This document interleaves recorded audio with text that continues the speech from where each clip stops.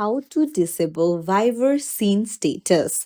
Hey everyone, welcome back to the channel. If you are new here, don't forget to hit the subscribe button and turn on the notification bell to not miss any updates.